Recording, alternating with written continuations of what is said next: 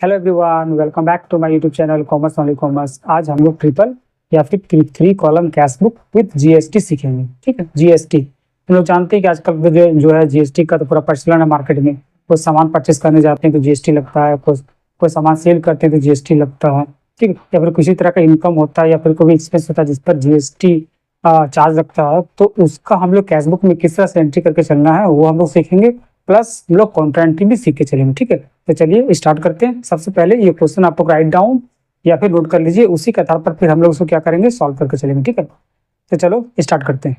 Enter the following transactions in 3 column cash book of Agarwal Kolkata 2021 April 1 opening balance of cash in hand ₹1 lakh. Same तारीख पर opening balance of bank overdraft ₹5 lakh. April 2 को है sold goods for cash including CGST and SGST at the rate of 6% each ₹4,48,000। Third April को क्या है, sold goods including CGST and SGST at the rate of 6% each against check and paid into bank the same day ₹3,36,000। 5 April को क्या है, sold goods to Reema including IGST at the rate of 12%। Amount कितना बता रहा है, 1,12,000। 6 number क्या है, Ram paid by cheque ₹78,000 and discount allowed 2,000। 7 तारीख को क्या है, keyboard goods from Rahul Kolkata plus CGST and SGST at the rate of 6% each and paid him by cheque. Amount कितना बता रहा है, 44,800। 10 तारीख को क्या है कि डिपोजिटेड इनटू बैंक 3,10,000। फिर 11 तारीख क्या है, receive a cheque from Suresh and paid into bank 1,28,000 discount allowed 1,500 रुपये। 22 तारीख क्या, withdrew from bank for office use 1 lakh. फिर 25 तारीख को बता रहा bank charges including CGST and SGST at the rate of 6% each ₹5,600। और 28 अप्रैल को बता रहा paid to Sohan in cash ₹69,000 and discount allowed by Sohan ₹1,000। ठीक है, अब चलिए हम लोग इसका सॉल्यूशन करके चलते हैं। आप लोग क्वेश्चन राइट डाउन कर लिए या नोट कर लिए। अब चलिए हम सबसे पहले कैश बुक का फॉर्मेट देखते हैं। ट्रिपल कॉलम कैश बुक का फॉर्मेट क्या है, ये कैश बुक लिखा हुआ, ये आपका जो लेफ्ट साइड में डेबिट है और राइट साइड में क्रेडिट है। यानी कि कैश बुक पे कोई भी रिसीव अगर होगा तो वो डेबिट साइड में होगा, यानी इनकम होगा तो वो डेबिट साइड में होकर चलेगा, और कोई भी एक्सपेंस अगर होगा तो वो क्रेडिट साइड में होकर चलेगा। यानी कि कोई भी ऐसा फाइनेंशियल ट्रांजेक्शन जिससे कि कैश या बैंक के अमाउंट को बढ़ा देगा वो डेबिट होकर चलेगा, और अगर कैश या बैंक के अमाउंट को अगर घटा देगा, कम कर देगा, तो क्या करना है, हम लोग को क्रेडिट करके चलना। ठीक है, उसके बाद फिर क्या है कि डेट का कॉलम है, उसके particular ledger folio discount cash bank, फिर date particular ledger folio discount cash और बैंक। इस तरह से हम लोग को फॉर्मेट बना के चलना। ठीक है, उसके बाद हम लोग क्वेश्चन पढ़ते हैं। क्वेश्चन क्या है, पहला क्वेश्चन क्या है, चलिए देखते हैं। मोरा 2021 April 1 opening balance of cash in hand ₹1 lakh, और फिर उसी तारीख को बता रहा है कि opening balance of bank overdraft ₹5 lakh से। ठीक है, यानी कि 1 अप्रैल 2021 को बता रहा है कि कैश का जो बैलेंस है वो 1 लाख रुपीस है और बैंक का जो है वो ओवरड्राफ्ट बैलेंस है कितना है, 5 लाख रुपीस है। तो सबसे पहले हम लोग क्या करेंगे कि कैश का ओपनिंग बैलेंस दिया हुआ है, तो इसको हम लोग क्या करना है, डेट में बैलेंस है डेबिट साइड में 2021 अप्रैल 1 को यहाँ क्या करेंगे, लिखेंगे टू बैलेंस BD करके कैश कॉलम में कितना लिख दिए, 1 लाख रुपीस लिख दिए। और बैंक का जो है वो मेरा ओवरड्राफ्ट बैलेंस है, बैंक बैलेंस नहीं है, ये नेगेटिव है, यानी कि क्रेडिट बैलेंस है, इसीलिए उसका बैलेंस जो होगा वो हम लोग क्या करेंगे, क्रेडिट साइड में बैंक कॉलम में लिख देंगे। यानी कि यहाँ क्या लिखेंगे, डेट कॉलम में 2021 अप्रैल 1 को यहाँ लिख देंगे, क्या लिखेंगे, बाय बैलेंस BD करके बैंक कॉलम में कितना था, 5 लाख रुपया। ये 5 लाख रुपया हम लोग लिख देंगे। जब भी ओवरड्राफ्ट बैलेंस रहेगा तो हमेशा क्या होगा, क्रेडिट साइड में होकर चलता है। ठीक है, उसके बाद नेक्स्ट देखते हैं। नेक्स्ट क्या है, sold goods for cash including CGST and SGST at the rate of 6% each amount ₹4,48,000। तारीख क्या बता रहा है, 2 अप्रैल बता रहा है। अब इसमें क्या हो रहा है कि हम लोग कैश पे सेल कर रहे हैं। ठीक है, जिसमें कि CGST और SGST दोनों इंक्लूड है 6% ईच के हिसाब से, यानी टोटल जो GST है वो मेरा GST जो है वो 12% हो गया। अमाउंट बता रहा है कि 4,48,000 रुपया, यानी कि इस अमाउंट में मेरा GST यानी कि SGST और CGST दोनों मेरा इंक्लूड है। सबसे पहले हम देखेंगे कि मेरा सेल एक्चुअल सेल कितना था, यानी कि उसमें से हमको सीजीएसटी और एसजीएसटी को हमको माइनस करके चलना पड़ेगा, तब मेरा सेल आएगा। तो उसके बाद हम लोग क्या करेंगे, उसका 6% करके सीजीएसटी और एसजीएसटी निकाल के चलेंगे। तो किस तरह से निकलेगा पहले हम लोग देख लेते हैं कि यहाँ टोटल सेल वैल्यू दे रहा है, यानी कि आफ्टर सीजीएसटी एंड एसजीएसटी जो बता रहा है वो 4,48,000 बता रहा है।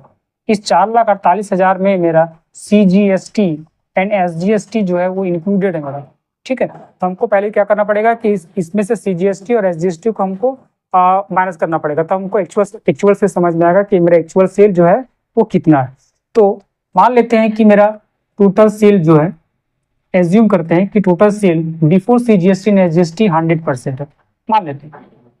तो मेरा sale after CGST and SGST कितना होगा, 112% होगा। सर 112% कैसे हो गया, 100% मेरा सेल है और उसमें 6% सीजीएसटी और 6% एसजीएसटी है, टोटल 12% हो गया, यानी 100% प्लस 12% यानी 112% होगी। ये 112% इज इक्विवेलेंट टू 4,48,000 रुपीज, यानी यहाँ पर क्या कर सकते हैं हम लोग कि 112% इज इक्विवेलेंट टू 4,48,000, इसलिए 1% कितना होगा 4,48,000 डिवाइडेड 112, इसलिए 100%। तो मेरा सेल निकल जाएगा 4,48,000 112 बाय 100 कितना होगा 4, यानी कि 4 लाख रुपया जो है, ये 4 लाख रुपया मेरा सेल हो गया।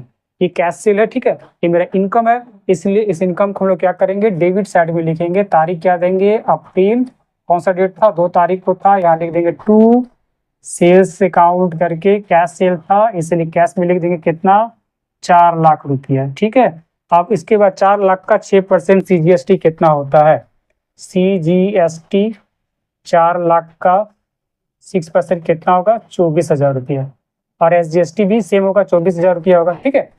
इसको क्या करना है, ये भी मेरा क्या है, ये तो मतलब कि मेरा डेबिट साइड में होकर चलेगा, यानी कि जब हम लोग सेल किए तो सेल के साथ हमको ये आउटपुट मिला, तो इसको हम लोग क्या करना है कि यहाँ पर लिखेंगे अप्रैल 2 को टू आउटपुट सीजीएसटी कैश में लिखेंगे 24,000 रुपया कैश में लिख दिए, और फिर सेम तारीख को टू आउटपुट एसजीएसटी 24,000 रुपया, ठीक है।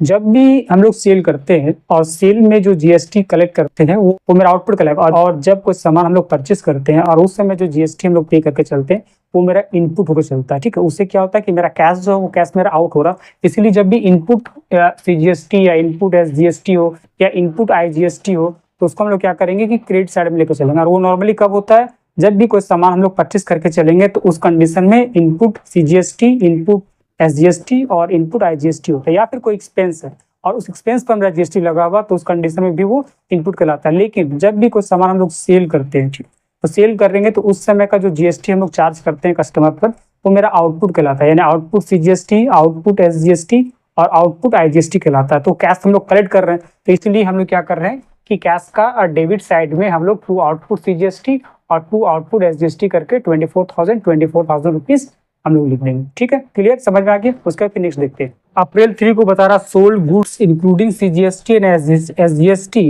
Eight the rate of 6% each against cheque and paid into the bank same day 3,36,000 रुपया। हम लोग क्या कर रहे हैं कि गुड्स जो है वो सेल कर रहे हैं 3,36,000 रुपया का, इसमें भी सीजीएसटी और एसजीएसटी मेरा क्या है इंक्लूडेड है। लेकिन इस समय जो सेल किए हैं वो का जो पेमेंट है वो पेमेंट कैश में ना होकर बल्कि वो पेमेंट हमको बैंक के थ्रू से मिल रहा है, ठीक है। तो इसका भी पहले हम लोग उसी तरह से सेल निकाल लेते हैं। सेल निकालने के बाद तो इसका सीजीएसटी और एसजीएसटी निकाल लेंगे, उसके बाद फिर देखते हैं कि टोटल मेरा सेल कितना आ रहा है, ठीक है। मेरा सेल कितना दे रहा, सेल दिया 3,36,000 इंटू 100 कर देते हैं बाय 112 कर देते हैं, 100% ये 112 हो गया, यानी 100 प्लस 12% जीएसटी यानी कि 6% सीजीएसटी और 6% एसजीएसटी था, तो 112% हो गया, यानी कितना हो जाएगा ये टोटल जो है मेरा 3 लाख रुपया हो गया। ये 3 लाख रुपया मेरा सेल है, कितना तारीख को किए, अप्रैल 3 को यहाँ लिखेंगे टू सेल्स अकाउंट करके, इस बार कैश कॉलम में ना लिख के बैंक कॉलम लिखना, क्योंकि जो ट्रांजेक्शन हुआ वो बैंक के थ्रू से हुआ 3 लाख रुपया, तो इसका जो आउटपुट सीजीएसटी और आउटपुट एसजीएसटी जो होगा वो भी बैंक कॉलम में होकर चलेगा, ठीक है, डेबिट साइड में होकर चलेगा।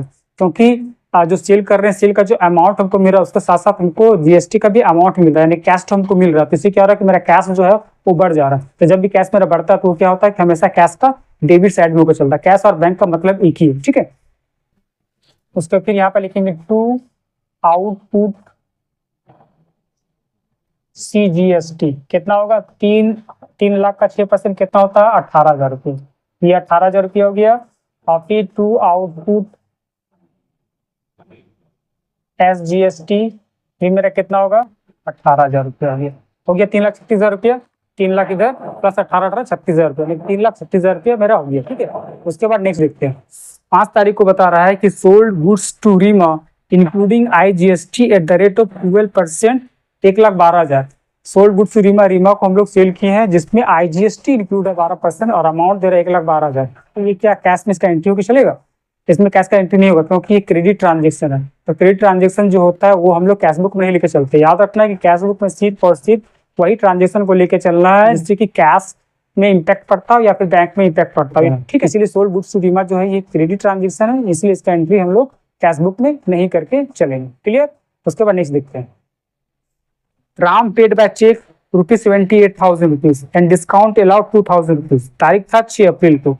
6 अप्रैल को क्या कर रहा है कि राम जो है वो पेमेंट किया चेक के थ्रू से 78,000 रुपीज, यानी कि ऑर्गेनाइजेशन जो है वो रिसीव किया, ठीक है। चेक के थ्रू से पेमेंट हुआ यानी कि बैंक में पैसा बढ़ रहा है। यानी कि हम लोग क्या करेंगे, कैश बुक का डेबिट साइड में लिख करेंगे, क्या लिखेंगे, टू राम करके, तारीख कितना बता रहा अप्रैल 6 को, टू राम करके कितना था 78,000 रुपीज कैश बैंक कॉलम में, ठीक है। बैंक कॉलम में लिख दिए।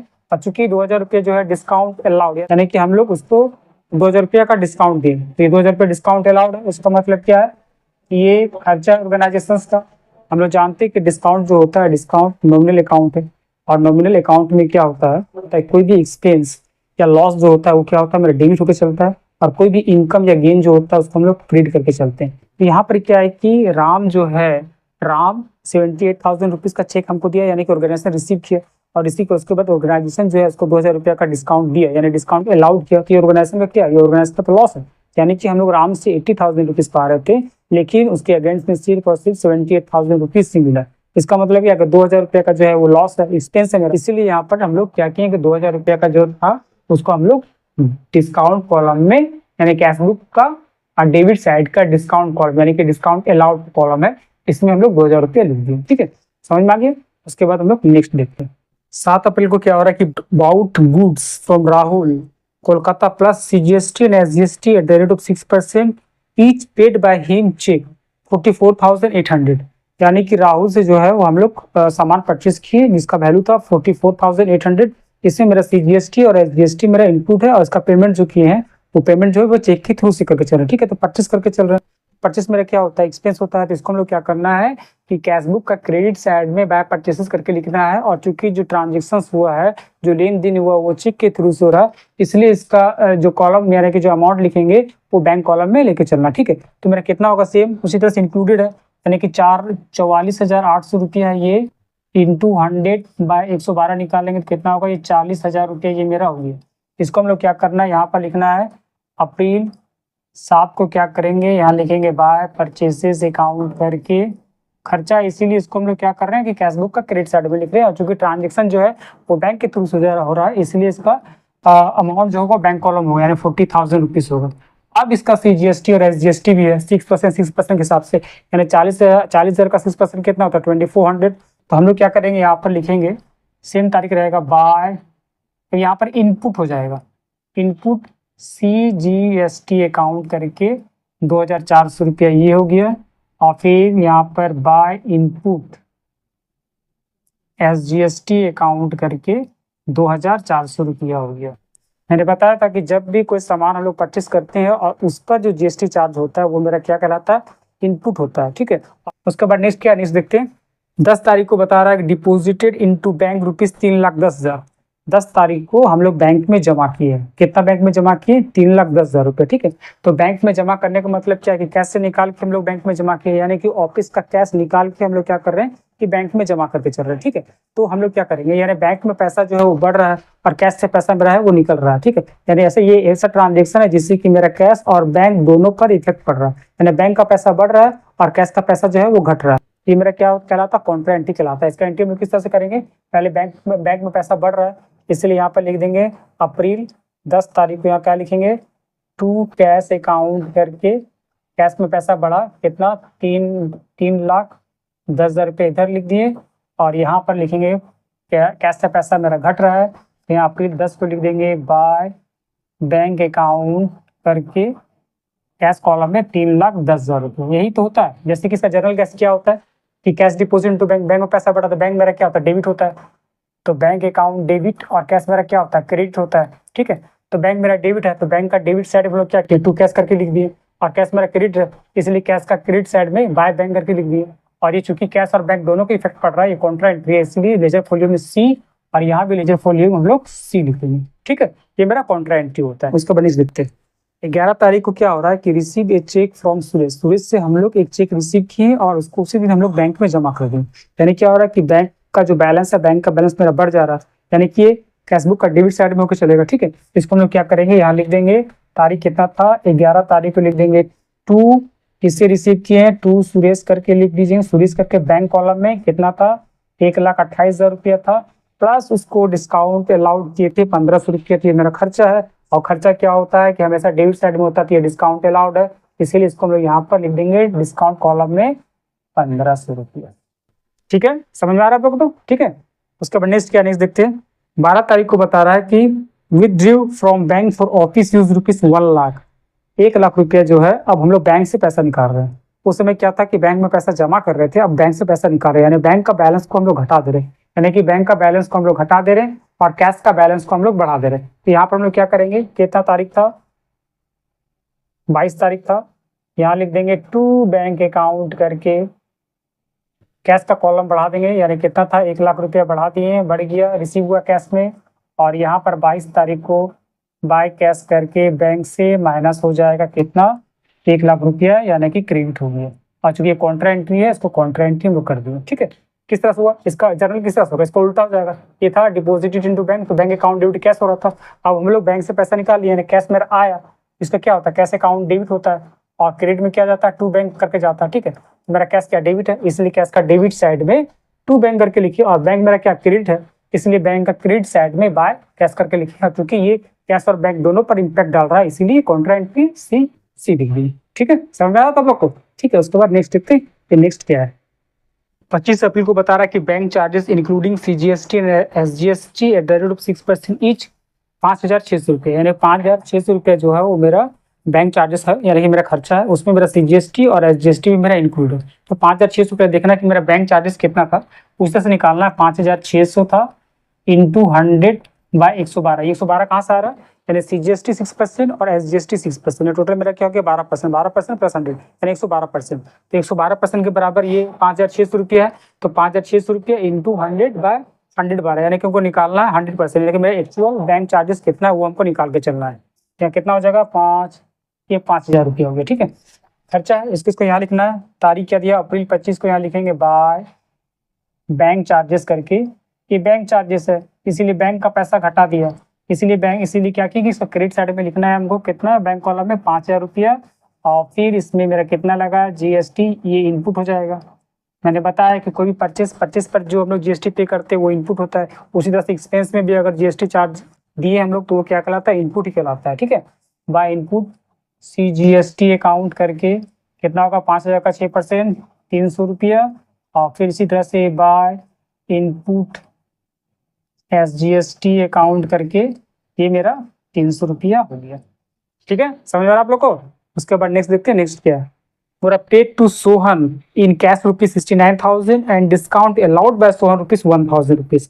28 अप्रैल को क्या हो रहा है कि सोहन को हम लोग कैश में पेमेंट कर रहे हैं 69,000 रुपीज़, और उसके द्वारा डिस्काउंट दिया गया 1,000 रुपया, तो हम लोग पेमेंट कर रहे हैं, यानी कि कैश मेरा आउट हो रहा है, यानी कैश का बैलेंस मेरा कम हो जा रहा है, इसीलिए हमको क्या करना है इसको कि कैशबुक का क्रेडिट साइड में कैश कॉलम से अमाउंट को हम लोग को यहाँ पर घटा देना है। ठीक है, तो कैसे घटाएंगे, यहाँ पर लिख देंगे बाय, किसको दे रहे हैं, सोहन करके, तारीख 28 अप्रैल को यहाँ लिख देंगे बाय सोहन करके कैश कॉलम, कैश से मेरा पैसा जा रहा है इसीलिए कैश कॉलम में लिख देंगे कितना, 69,000 रुपीज़, और उसके द्वारा डिस्काउंट दिया गया है, डिस्काउंट अलाउड बाय सोहन के द्वारा डिस्काउंट दिया गया है, इसका मतलब क्या है कि हम लोग को रिसीव हुआ है, ऑर्गेनाइजेशन रिसीव किया है, तो डिस्काउंट रिसीव किया तो उसका क्या हो गया, इनकम हो गया। तो इनकम क्या होता है, इनकम क्रेडिट होता है। इसलिए यहाँ पर 1000 रुपया जो है ये डिस्काउंट कॉलम किधर भैया, डिस्काउंट है इधर है, ये डिस्काउंट कॉलम में 1000 रुपया हम लोग यहाँ पर लिख देंगे। ठीक है, अब हम लोग को क्या करना है कि बैलेंसिंग फिगर मिला देना है, खाता हमको क्लोज करके चलना है। ठीक है, कैसे क्लोज करना है देख लेते हैं। इस तरह से खाता क्लोज, ये सेम, फिर यहाँ से सेम होना चाहिए। ठीक है, ये हो गया। अब सबसे पहले हम लोग क्या करेंगे, डिस्काउंट करना है। डिस्काउंट का जो कॉलम है, डिस्काउंट कॉलम में कुछ भी हम लोग को बैलेंस निकालने की जरूरत नहीं है, क्योंकि ये दोनों चीज जो है वो अलग अलग है। यानी डेबिट साइड में जो डिस्काउंट दिया है वो डिस्काउंट अलाउड है, और क्रेडिट साइड में जो है वो डिस्काउंट रिसीव है। ये दोनों अलग अलग अकाउंट है। ठीक है, इसलिए सबको बैलेंस मैच नहीं करना है, यानी कि जितना आ रहा है उतना ही हमको उसको ऐड कर देना है। यानी कि 2000 प्लस 1500 कितना होता है, ये 3500 रुपये इधर लिख दिए हम लोग, और इधर कितना 1000 रुपया, ये 1000 रुपया हम लोग यहाँ लिख दिए। इसका बैलेंस मैच करने की जरूरत नहीं है। अब हम लोग बैलेंस किसका करेंगे, कैश और बैंक का करके चलेंगे। ठीक है, तो बैलेंस हम लोग किधर लेके चलते हैं, यानी कि बैलेंस सीडी जो आता है वो किधर आता है, जिधर का बैलेंस कम होता है उधर ही हम लोग को बैलेंस सीडी लिख के चलना है। तो पहले हम लोग कैश का देखते हैं कि कैश का डेबिट में ज्यादा है या फिर क्रेडिट में ज्यादा है। जिधर कम होगा उधर ही हम लोग को बैलेंस लिखना है। ठीक है, तो डेबिट साइड में मेरा कितना आएगा देख लेते हैं। मेरा डेबिट साइड में आया है 6,48,000 रुपया, 5-6। ठीक है, 6,48,000 रुपया आया। और क्रेडिट साइड में जो है वो 3,79,000 रुपया आया, यानी किधर कम आया है, क्रेडिट साइड का कम आया है। इसीलिए हम लोग को बैलेंस जो है इधर लिखना पड़ेगा। तो यहाँ पर क्या लिखना है, यहाँ पर और यहाँ पर क्या लिखना है। नॉर्मली जिधर का अमाउंट ज्यादा होता है वही अमाउंट हमको दोनों जगह लिखना है। यानी कि कितना है, 6,48,000 रुपया, ये 6,48,000 रुपये यहाँ पे लिख दिए कैश का टोटल योग, और इधर भी 6,48,000 रुपये लिख दिए। और उसके बाद यहाँ पर जो है बैलेंस सीडी करना है, कब करना है, 30 अप्रैल को। याद रखना है कि जब भी बैलेंस सीडी हम लोग निकालते हैं तो वो महीना का लास्ट डेट में होना चाहिए। जैसे अप्रैल है तो अप्रैल का लास्ट डेट क्या होता है, 30 अप्रैल होता है, 30 अप्रैल करके चलिए। अगर मई रहेगा तो उसका लास्ट डेट क्या होता है, 31 होता है, तो 31 कर देंगे। अब यहाँ पर क्या करना है हमको, यहाँ पर लिख देना है बाय बैलेंस सीडी करके कैश का कितना आ रहा है, 6,48,000 में से 3,79,000 माइनस करेंगे तो कितना आएगा, 2,69,000 ये मेरा आ गया। ठीक है, 6 से 12, 12 13, ठीक है, ये मेरा कैश का बैलेंस आ गया बाय बैलेंस सीडी। उसी तरह से हम लोग क्या करना है कि बैंक का भी बैलेंस निकालना। सबसे पहले देखना है कि बैंक का कौन साइड में ज्यादा हो रहा है। तो मेरे डेबिट साइड में कितना आ गया, डेबिट साइड में आ गया 8,52,000, और क्रेडिट साइड में आ गया 6,50,440, यानी कि मेरे क्रेडिट साइड में कम है, इसीलिए बैलेंस जो होगा मेरा इधर ही होगा। यहाँ टोटल कितना करेंगे, जिधर का अमाउंट ज्यादा होता है, यानी कि 8,52,000 यहाँ लिख दिए हम लोग, 8,52,000, 8,52,000 हो गया। और 8,52,000 में से इसको यानी कि 6,50,400 माइनस कर देना, तो कितना आएगा, 2,01,600। ये मेरा बैंक का बैलेंस हो गया। ठीक है, यानी कि ये 2,69,000 और 2,01,600 हो गया। ठीक है, ये मेरा बैलेंस है। उसके बाद फिर क्या करेंगे, नेक्स्ट मंथ में, चूंकि मेरा क्रेडिट साइड में लिखा हुआ है इसलिए इसका जो ब्रॉड फॉरवर्ड करते हैं नेक्स्ट मंथ में, इसको क्या करना है, यहाँ पे लिख देना मई 1 को टू बैलेंस बीडी करके कैश कॉलम में कितना लिखेंगे, 2,69,000, और बैंक कॉलम में कितना हो जाएगा, 2,01,600। ठीक है, यही मेरा बनाने का तरीका है। ठीक है, क्लियर, समझ में आ गया आप लोग को। अब मिलते हैं नेक्स्ट वीडियो में, तब तक के लिए बाय। आप लोग प्रैक्टिस करते रहिए। ठीक है।